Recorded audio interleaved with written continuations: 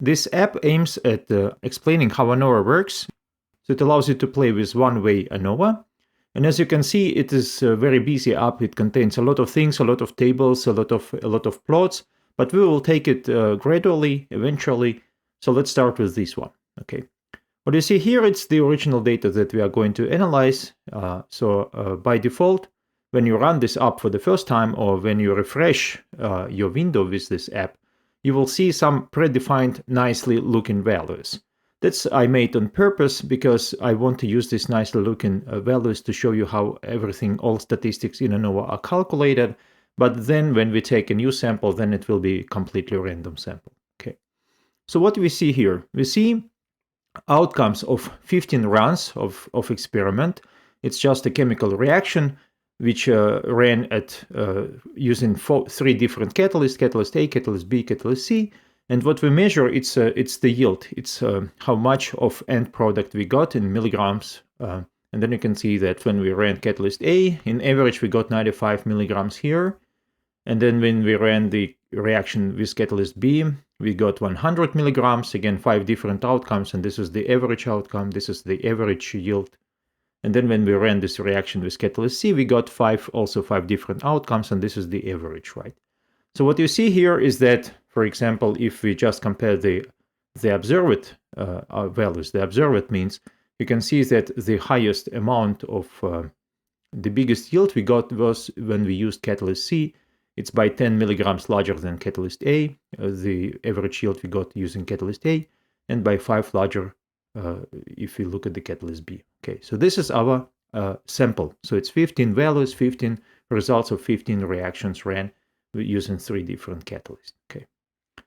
Now look, the first step in this particular case is the following. I compute the total grand average of these 15 values. In this case, it's easy because I have equal amount of values in each group, then the average of all 15 values will be just average of these 3 average values. And since they are like nicely organized, it's just 5 in between. So it's this one, it's 100. So we have in average for all 15 runs, we have 100 milligrams as average outcome, as average yield. Okay. And then I subtract this average yield. Why I do that? Because ANOVA, it's analysis of variance.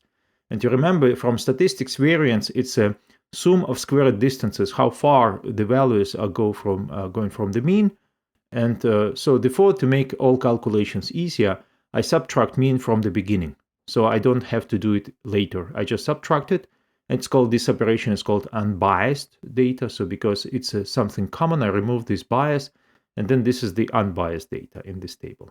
So in this table, you can see it's more or less the same values, but now I just remove this grand average, so I remove this bias. Let's make sure that we indeed have, we didn't change the variation of the values. You can see this one is minus 15. What does it mean? It means it's a value by 15 milligrams smaller than the grand average. And if you take 100 minus 15, you will get 85, and this is exactly what we have here, right? And then you can also see that the average now, we have minus 5, 0, and 5. Again, what does it mean? 0 means it's the same as a grand average, so it's 100. 5 means by 5 milligrams larger than the grand average, and it's 105, exactly what we have here. And minus 5 means it's by 5 smaller than the grand average, and again, it's 95, exactly what we have here. So now let's concentrate on this. Again, this is the same data, but unbiased, so we remove the grand average. Now we can calculate, first of all, we can find out how many degrees of freedom we have. You remember how degrees of freedom, it's how many independent values we have. At the beginning, we had 15 independent values. What means independent? It means that if I take this, for example, if I remove this 85 and keep the other 14, I cannot compute 85 because they are independent. There is no relationship that brings all these values together. But now, because I computed average and subtracted average from these 15 values, now I don't have 15 independent values anymore because I can just take this 15, and then I can simply take a sum of these values, of all these values, except this 15, and I will get minus 15, because now the average of all these values is 0, and it means that they all sum up to 0. So it means that now we don't have 15 independent values anymore, we have 14, because every value depends on the other other 14 values, right? So this is why you can see in this table, it's 14 degrees of freedom. Now to compute variance, you remember variance, it's a ratio between sum of squared distances from the mean and the degrees of freedom. And since I already subtracted the mean from these values, I just need to take a sum of squared values, because I already have the distances, right? So it means that, for example, I take this one, it's minus 15, squared, it's 225, this is 100, this is 25, and this is 25, right? So this 2 gives me 50, and then I have 150, and then I have 225 plus 150, so it's 375. And then if I keep going and calculate also sum of these squared values, sum of these squared values, and take a sum of all 3 columns, I will get 1000. So this is a sum of squared values. Okay. And now I can compute the variance, which is called mean square, sometimes MS. And then it's simply 1000 divided by 14, and that's 71.4. So this is the total variance of all values in my data. So this is the squared distances between all the values and the grand average, okay, the average squared distance. Now you can also see a representation, a visual representation here. The box plots, they show the population these values came from. So you can see that the box plots are identical, which means that the populations are identical. They have the same mean and the same standard deviation. However, you can see that the points show a certain pattern, right? So you can see these points in average, they line higher than these points, and these points, they line higher than these points, right? So you can see that the spread of the points, the variance of these points is the same, but we have a difference in means, and that's what also we can see here, okay? So we have a difference in means for these particular points. Now, you remember that, first of all, the first step in ANOVA is after removing bias, is when we represent these values as a sum of two terms, the systematic part and the random part. The systematic part is just we substitute all values with the means, assuming that this is what we get if we don't have any randomness, any random variation, any random factors at all. So if we don't have any randomness, all values, all reaction outcomes, when we use a catalyst A, should end up with by 5 milligrams a smaller yield than the grand average. So 95, or in this case, it's minus 5, right? And similarly, when we run the reaction with catalyst B, it should give us the same yield as the grand average is 100, or in this case in 0, because there is no difference between 100 and the grand average. And then if we do this with C, we expect that we can have, in all these cases, the yield by 5 milligrams larger than grand average, right? So this is my systematic part. Let's think how many degrees of freedom we have here. You can see that we have 3 unique values, but they sum up to 0. So once again, it means that you have only 2 independent values here. The third value depends on the other 2, because it's 0 minus 5, and then minus 0, it will be 5, right? So we'll see that later for the random sample, it's also true. We have only 2 independent values, and it means that we have 2 degrees of freedom, right? Sum of squared values. In this case, it's easy. All these values squared will be zeros. Then we have 25, 6 times, it's 125. And then also minus 5 squared is also 25, 6 times, it's another 125. So we have 250 in total. It's a sum of squared values here. And then you remember that variance, it's a sum of squared values divided to degrees of freedom. So we simply take 250 divided to 2, and that gives us 125. Now the next, it's the residuals. And residuals, it's simply a difference between the original value and the mean. So minus 15 minus minus 5 gives you minus 10, and so on. So this is what is rest when we removed all the systematic variation of the values from the values, right? And again, first of all, we need to compute degrees of freedom, not compute, but derive the degrees of freedom. We know that we had 15 at the beginning, then we lost 1 when we unbiased data, so now it's 14. And look, here we also lose 2 degrees of freedom, because we compare the columns, we compare the groups, and we have 2 independent comparisons here. So it's 14 minus 2, it gives us 12. So we have 12 degrees of freedom for residuals. We have 12 independent values in the residuals, right? And then again, we compute sum of squared residuals. So we square every value here and take a sum. And that gives us 750, right? And then you can see already that 750, so this is the sum of square root values in residuals, plus 250, it's a sum of square root values in systematic part, gives you 1000. It's a total sum of square root values, right? So this is total, and then we split it into two parts. This is the systematic part, and this is the residuals. And then we can also compute the mean squares, the variance, simply by taking the ratio between sum of square root values and the degrees of freedom, so that gives us 62.5. Okay. Now we measure how big the ratio is between the variance, systematic variance, 125, and the random variance, the residual variance, it's 62.5. And again, you can see that it's 2, right? So this is 2 times larger than this one. Okay. And that's what you can see here as in this plot as a F value. So this is F value. F value, it's a ratio between systematic variance and the random variance. So in this case, the variance for systematic part is 2 times larger than the variance for the random part. Okay. We'll come back to this plot in a minute, but so far let's also look at this box plot. So you can see that the black points here, it's green points plus these reddish points, right? So here we have a systematic part, right? And this is the residuals. And you can see that in the residuals, the average is 0. And then if we compute standard deviation for the residuals, it should be standard deviation for every population. So now let's look at this one. So what we see here, this is the F value. And you remember that F value, it's a positive value if null hypothesis is true, and this is our null hypothesis, right? So all averages are the same, and in this case, the null hypothesis is true, right? This is how I made this app. If null hypothesis is true, the expected F value, the ideal F value is 0. Because if null hypothesis is true, in ideal case, all these values should be also 0, and then the systematic part, the variance for systematic part should be 0. But we live in a random world, and even this systematic part is also random. You remember that average values of your sample are also random numbers, right? So therefore, we have F value a little bit larger than 0. It's 2. And what you see here, it's a distribution of possible F values for the case if null hypothesis is true, and then for these degrees of freedom, if we have 2 degrees of freedom in systematic part, and 12 degrees of freedom in the random part. So this is how F values are distributed in this case. And you can see you can get 8, 9, 10, but it's almost unlikely. And you can see that most of the time the F value will be somewhere between maybe 0 and 3, maybe 0 and 4. So this is 2. And now we can compute a p-value. A p-value, it's a chance to get F value as extreme as our, or more extreme. So all these will be more extreme, assuming that null hypothesis is true.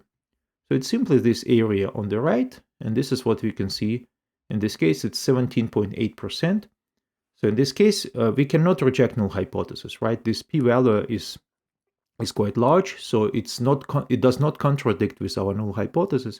So therefore, we do not reject null hypothesis, and we have no rejections here, right? So this shows you the amount of rejections, how many samples we got with null hypothesis being rejected. And then we work with significance level 0.05 here, right? So this is how it works. Now look at this part. What you can change here. You can change how far the average of first sample of group A goes from the grant average. So in this case, you can see it's 0. It's for population. This is how far the average of B goes from the grant average is 0. And then you can see here. So this is 0. So it means that the average values for all groups, for all 3 groups, are 100. This is the grant average that we have. Okay. You can also change noise. It's a spread. Again, it's a standard deviation for the population. In this case, it's 10 milligrams, right? Let's keep it as is, and let's take a new sample. So I take a new sample. Now it's a random sample. You can see that these values are not nice anymore. This is the this is the grant average. I expect to see 100 here, and for population, grant average is 100, but now it's much smaller, you can see. But if you look at these values and compare all these mean squares and so on and so forth, you can see that, for example, in this case, you have a small trend like this one is a little bit larger than this and this, right? Although we know that null hypothesis is true in this case, this is what we said here, right? But if you compute if you do all the computations, for example, you can see mean squares is very small. The mean squares for systematic part is very small. Mean squares for random part is quite large. So the F value is very, very small, 0.2. So This does not contradict with our null hypothesis, so we didn't actually reject in this case. And then if we keep going, you can see that when we have different samples, we may have, for example, this one looks pretty much as our initial example, right? So every next is a little bit larger. But this is the observed effect, and it can be random, we know. So this is why we need tests, to see how likely we can see this observed effect, or maybe even larger, although the null hypothesis is true. And then you can see the p-value, it's 57%, which means that it's quite likely. So there is no contradiction with null hypothesis, right? And then if we keep going, for example, in this case, you can see that I got f value pretty large. By chance, just by chance, we know that null hypothesis is true. This is the way I made this app, right? But you can see how big the difference, the observed effect is. So this is the observed effect. Between A and B, you have a very big difference, a bit smaller here, right? And then if you compute, you can see this is 300, this is 51. So this one is almost 6 times larger than this one. And that results with quite extreme f value.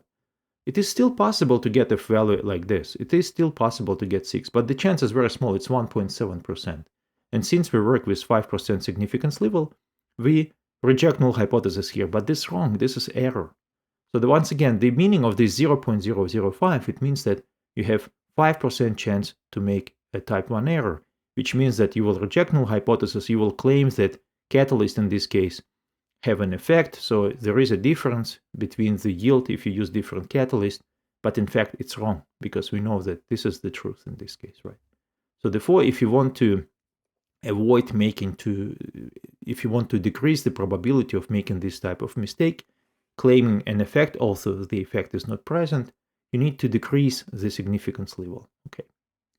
So in this case, you can see I reject null hypothesis. So far, 14.3% cases where my null hypothesis was rejected, although it was true. But if I keep going, if I take a lot of samples, you can see that this value will be pretty close to 5%, especially if I take like thousands of samples. You will see that this value will be pretty close to 5%, because that's exactly how we made the test, right? So we work with significance level of 5%, and therefore the number of rejections will be approximately 5%, right? So in this case, I have 7, but if I keep going and have, for example, thousands of cases, then it will be 5%. So the meaning of this is exactly in significance level, right? So it means that if you take only one sample, you have 5% chance to make this error. Okay. It's very similar to what we have also in the t-test. Now let's see if we can actually observe an effect with ANOVA, right? So let me change this. And let's say I have only effect of -10, and it's only for A. So it means that when I ran the reaction using catalyst A, I have, in average, I have by 10 milligrams smaller outcome, smaller yield than if I use B and C. And you can see that there is no difference in B and C. It's only A that has a difference. Only one group is different. Okay. I keep all other parameters the same. And then if I start taking a new sample, you can see that approximately in 20, maybe 25%, I will see this effect. So this effect is quite small. You can see that it's only one group which is different, and the difference is comparing with one standard deviation, and that gives a power approximately 20, maybe 25% power. So almost 25% chance that I will be able to reject null hypothesis, which is wrong in this case. I know this is how I said it, and that's the power of ANOVA in this case. If I make it bigger, so for example, if I also say that the C gives you the highest yield, the highest outcome in average, so it means that the difference between C and A will be 20 milligrams. Then let me just click here to fix it. And then if, in this case, if I start, taking a lot of samples, you can see that the power is quite high. It's approximately 70%. So I have 70% chance to observe this effect, to reject null hypothesis in this case, if the effect is that big. Okay. And then you can see, again, the box plot shows you the reality, it's the population. And then you can see, for example, in this case, the observed effect is quite small than the expected effect, right? So this is why in this case I failed the reject null hypothesis. But if I take, for example, this sample, now you can see, although the effect should be like this, you can see this contradicts with my effect, right? But in general, this difference is quite large, so therefore I was able to reject null hypothesis because the p-value is approximately 3%. So this is how ANOVA works. So once again, ANOVA allows you to test only one thing. If you have any difference in groups, so it means that if you have at least one group which is different from the others.